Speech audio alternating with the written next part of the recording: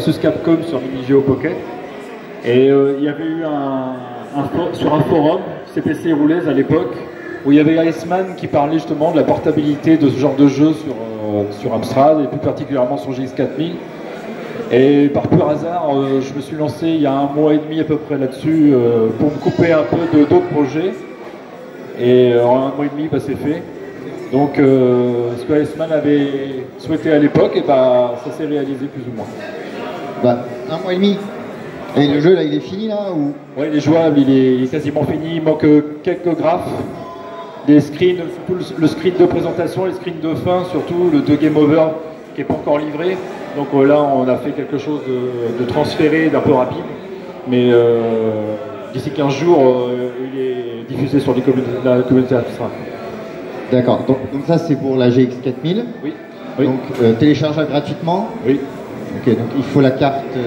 l'Everdrive, l'Everdrive. Ça s'appelle C4 CPC. Voilà, qui n'est pas évidente à trouver en ce moment parce que les arrivages sont pas toujours en continu, il y a des à-coups dans les approvisionnements. Toujours avec ce genre de carte, oui. Donc c'est vrai que pour les homebrew aujourd'hui, il faut surtout avoir un Everdrive parce que les versions physiques, c'est pas évident.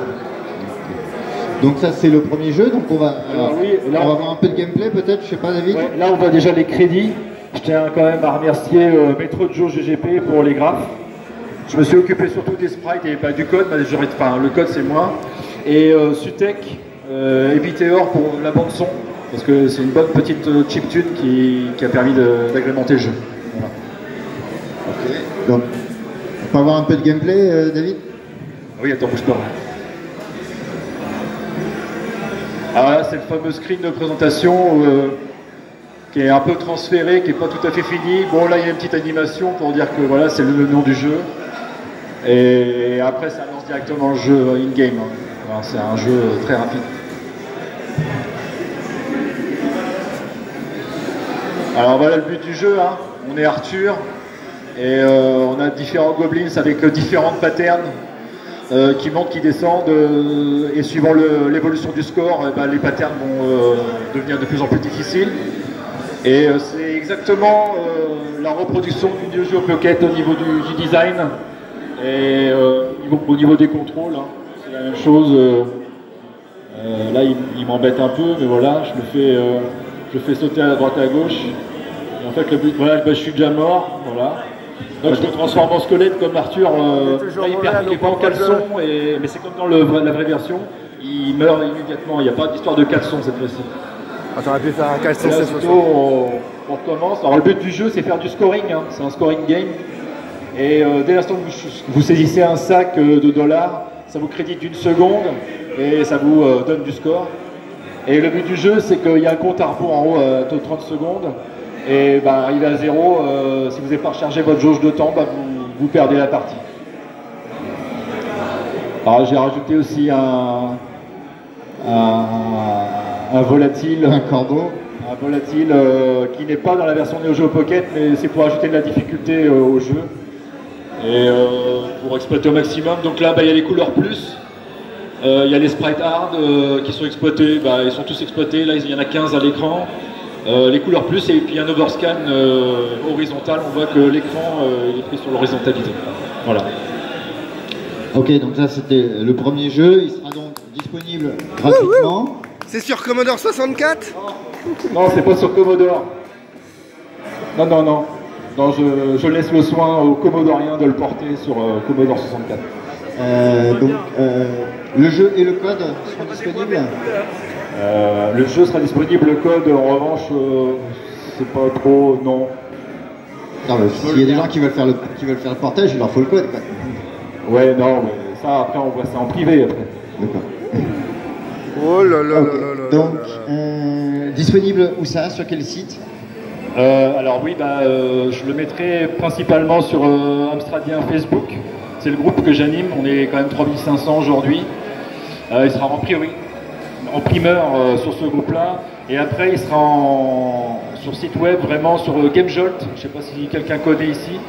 C'est un genre de Itch.io, mais c'est la même chose, mais ça s'appelle autrement. C'est un Itch.io, c'est le concurrent d'Itch.io. D'accord. Donc ça, c'était pour le premier projet. Et le deuxième projet?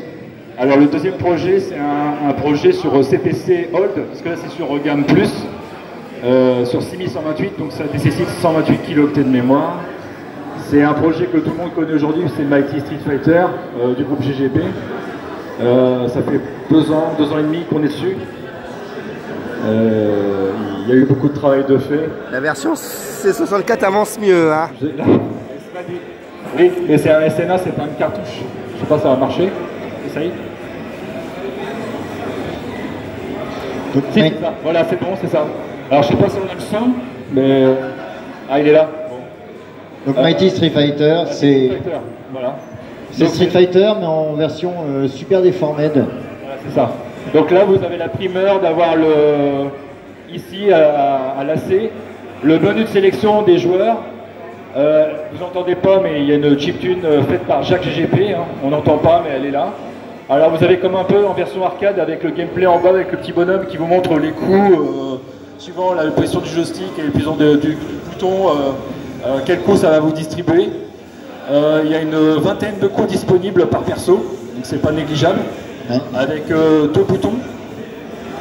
Donc 8 personnages disponibles. Il faudra que tu prennes Blanca. Donc là c'est l'écran de sélection, hein. Comme un peu sur la bande d'arcade. Attends, bouge pas, c'est à moi de règle. Je vais sélectionner. Voilà. Alors aujourd'hui, voilà, on est encore en overscan horizontal. Là, on est en CPC Old 6128, CPC 6128. Donc là, on a Ryu et là, on a mis Blanca. Donc Blanca, je pense qu'on l'a pas beaucoup vu encore sur les teasers et sur les previews qu'on a envoyés. Donc là, on l'a mis. Aujourd'hui, on l'entend pas encore, mais il y a tout ce qui est musique et effets de coup, les effets spéciaux, enfin les effets sonores ont été implémentés. Tout ce qui est aspect scoring en haut avec la vitalité. En fait, quand là il va perdre, donc là il peut être étourdi, il peut être projeté. On voit que Ryu il peut envoyer des boules de feu. Donc là il est quasiment complet. Donc chaque perso aura tous les coups spéciaux qu'ils ont dans le Street Fighter 2. Blanca peut se mettre en boule et tourner. Bon là il bouge pas parce que c'est nous. Il faudrait que je joue en même temps que je parle. Donc là vous voyez il perd et en fait ça fait comme le vrai Street Fighter. Vous allez avoir le scoring, la jauge de vie qui va s'additionner. Qui s'additionne. Bon là effectivement c'est moi qui ai perdu donc ça le fait pas. Mais quand je gagne la vitalité, tout ça. Et est-ce que comme dans le vrai Street Fighter, tu as la petite scène à la fin où tu te moques de l'adversaire que tu as battu? Ouais. Alors là on verra par exemple que Chun-Li a des atouts très développés par rapport à la version originale. Par exemple, parce qu'on vu qu'on peut se permettre de déformer les persos. On appelle ça des seins. Elle a beaucoup de conversations, par exemple. Des nénés. Et oui, là, à chaque finale, on voit bien, il y a toujours le petit gimmick de chaque joueur. Donc c'est Maître Joe qui est au code et qui a fait les graphes aussi. Donc c'est principalement lui c'est vraiment son projet. Jacques GGP s'est surtout occupé de tout ce qui est effets sonores et chiptune. Et c'est un boulot de 2 ans et demi maintenant, et on espère le sortir, on espère cette année. Donc dans 2 ans. C'est un beau projet. Là il a 85-90% terminé. Des bugs encore à corriger ou plus trop? Il y en a encore, mais il y en a de moins en moins. Aujourd'hui, ce qui nous préoccupe surtout, c'est l'aspect place. Au niveau de l'espace mémoire, il y a énormément de graphes. Il faut savoir qu'en background, il y aura 12 backgrounds. Donc il y aura le Ken, le Chun-Li avec la Chine, là, le marché chinois. Et les 4 boss. Et non, aujourd'hui, je ne peux pas en dire plus, c'est des surprises. D'accord. Mais il y aura effectivement des surprises au niveau des boss, c'est sûr. Il y aura Saga par exemple, ça je peux vous le dire, il y aura Saga, il est dedans. Mais ce qui nous préoccupe aujourd'hui, c'est l'aspect place en mémoire, de tout caser. Optimiser le code pour essayer de... Voilà. Et on s'aiguillerait vraisemblablement sur du format cartouche plutôt que sur du format disquette, parce qu'aujourd'hui c'est assez volumineux. On est encore en train de réfléchir. Mais tout ce qui est code, tout ce qui est bêta testing, on a vraiment bien avancé. Donc, jouable à 2? Ah oui, il est en mode versus ou en mode solo, Arcade. en mode arcade, mode aventure, quoi. Exactement. Des questions? Oui. Est-ce que tu aimes manger le poulet? Est-ce que tu aimes manger du poulet? Oui. Merci. Une autre question? On a été bavard, donc je pense que c'est bon. Alors, moi j'aurais juste une question. Donc vous prévoyez, j'espère pour vous que vous arriverez à le finir pour la fin de l'année. Donc il sera commercialisé. Vous avez une idée du prix, du distributeur? Alors pendant qu'on y est, on va en parler. Déjà, on nous avait demandé une version physique de Toki qu'on a terminée, qui a été livrée.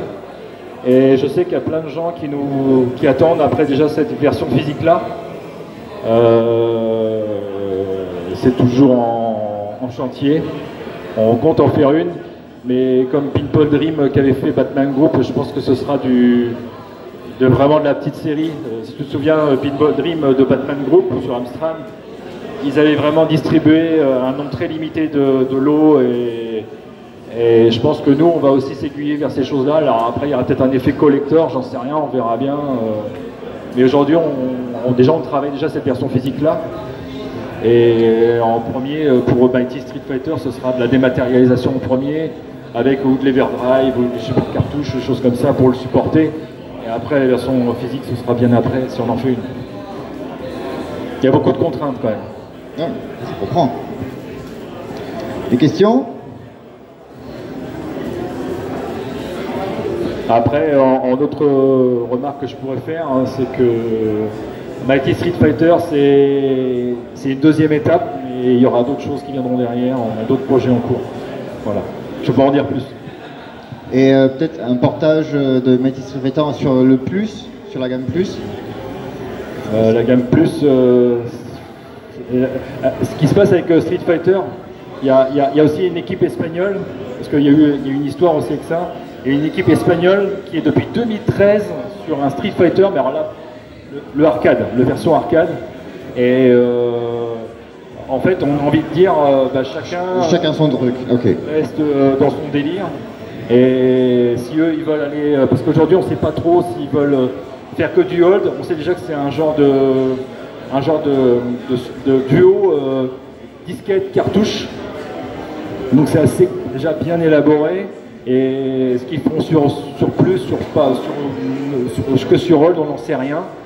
Donc aujourd'hui, nous on reste dans notre couloir et... D'accord. Donc pour vous c'est Mighty Street Fighter, on finit ça et après ce sera autre chose. Ce sera un autre projet différent, je pense.